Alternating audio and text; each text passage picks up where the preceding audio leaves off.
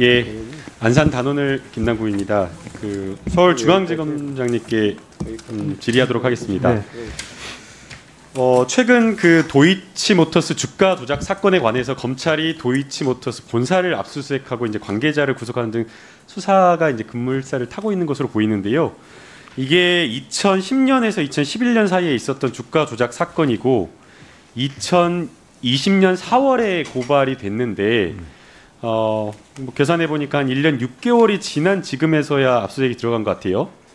이제 아까 뭐 이수진 의원님 질의에 사건 이게 주가 조작 사건 자체가 좀 어렵다라고 이렇게 좀 답변을 하신 것 같은데 네.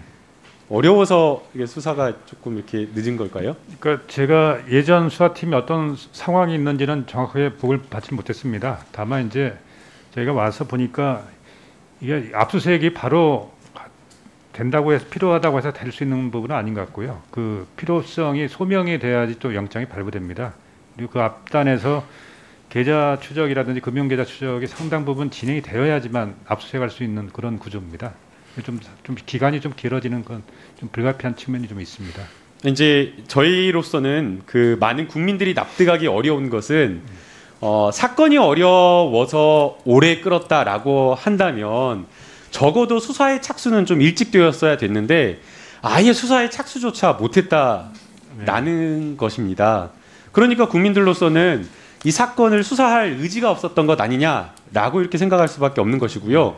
이제 그러다 보니 국민들은 이게 결국에는 검찰총장 가족에 관한 사건이니까 검찰총장이 사건을 맡고 있었고 검찰총장이 옷 벗고 나간 뒤에야 비로소 수사를 한 것 아니냐라고 이렇게 볼 수밖에 없는 것입니다.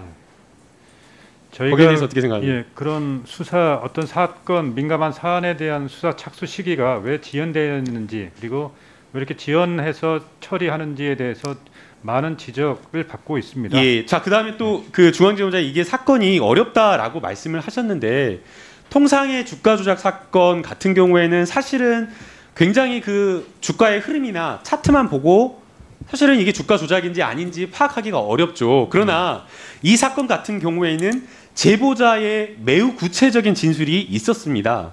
그래서 이 구체적인 어떤 진술과 허수의 어떤 주문, 그런 어떤 주식 매수 주문, 구체적 어떤 시점까지 특정해서 진술을 하고 있었기 때문에 그런 어떤 제보자의 진술을 확인하고 그리고 또 여러 가지 분석 보고서, 한국거래소의 어떤 시장 감시팀에 보관하고 있는 보고서의 분석 보고서의 내용과 또 심지어는 또 경찰의 내사 보고서까지 있었기 때문에 그것을 근거로 했다라고 한다면 실질적으로는 빨리 수사에 착수를 하는 게 맞았는데 검찰이 수사를 착수하지 않았다라고 하는 게 이해가 되지 않는다라는 겁니다. 왜 늦었냐는 그 지적에 대해서 저희도 구체적으로 제보자가 주가 조작을 했다. 그리고 경찰 내사 보고서도 주가 조작이 의심된다. 그리고 한국거래소의 시장감시팀도 문제가 있다, 의심된다라고 다 모두가 다 이렇게 이야기를 했는데도 불구하고 검찰만 판단을 안 하고 보류하고 있었다는 겁니다. 그래서 납득이 안 간다라는 거죠.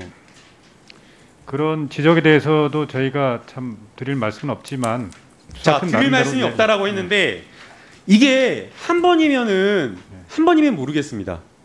우연히 뭐 그런 이야기 있잖아요. 우연히 뭐 여러 번 겹치면 우연이 아니다라고 하는데 이게 윤석열 가족에 대한 사건 이게 한 번이 아닙니다. 윤석열 장모 사건, 사문서 위조 사건 및 동행사 부동산 실명법 위반 이거 최근에 또 기소됐죠. 그렇죠? 그 다음에 또 요양병원 불법 운영해가지고 건강보험료 22억 9천만 원 이거 나중에 한참 뒤에 처음에는 아예 기소조차 안 돼가지고 빠져나갔다가 나중에 기소돼가지고 특정범죄 처벌법 위반으로 해가지고 사기로 해가지고 또 기소돼가지고 3년형 선고됐습니다. 1심에서. 이게 처음 있었던 게 아닙니다. 윤석열 총장 검사 가족에 대한 사건만 다 전부 다 무혐의로 빠져나간 겁니다. 이상하지 않습니까? 우연이라고 할 수 있을까요? 저희가 특히 제19 가족이 그런 논란에서 자유롭지 않다는 그런 지적을 충분히 겸히 수용하고 있습니다. 그래서 향후에는 그런 일이 없도록 최선을 다하겠습니다. 이게 뭐 그 비단 그 검찰 가족에 대한 사건뿐만 아니라 뭐 잘 아시다시피 그 검찰 전관 사건, 그 지금 문제가 되고 있는 대장동 사건도 마찬가지였습니다. 그 김만배 화천대유의 대주주 김만배 씨가 2011년 알선 수재 혐의로 수사를 받게 된 A 씨를 박영수 전 특검을 소개합니다. 그래서 대검 중수부에서 수사를 받게 되는데 참고인 조사를 받게 되는 그 사건과 관련되어서 박영수 특검을 소개해서 당시에 이 대검 중수 이과장이었던 윤석열 총장의 수사를 빠져나가게 하는 또 그런 의혹이 하나가 또 한 건 있습니다. 그것도 역시나 마찬가지로 봐주기 수사 의혹이 있었던 사건입니다.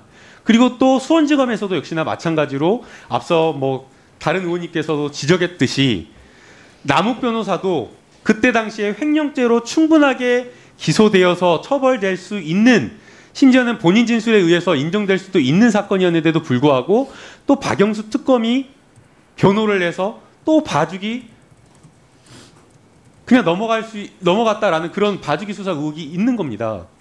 또 역시나 이번에도 마찬가지로 다 대장동과 관련되어서 화천대유에 정관 검사 출신이 포진해 있는 겁니다.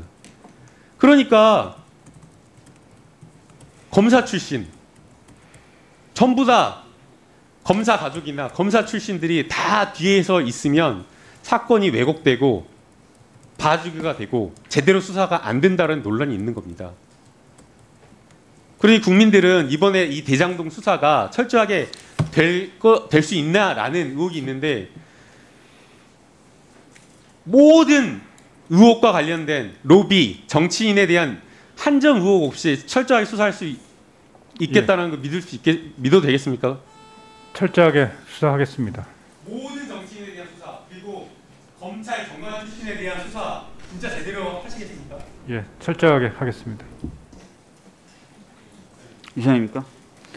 자, 다음은 유상범 의원님 질의하시겠습니다.